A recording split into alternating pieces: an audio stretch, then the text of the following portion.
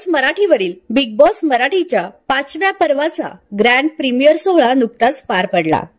अभिनेता रितेश देशमुखने शोची धुरा सांभाळत एक एक सहभागी सदस्याची प्रेक्षकांना ओळख करून दिली।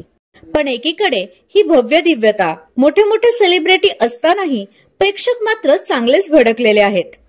कारण यंदाच्या पर्वातील सदस्य अनेकांना आवडलेले नाहीयेत। त्यामुळे त्यांनी वेगवेगळ्या प्रतिक्रिया देत आपला राग व्यक्त केलाय।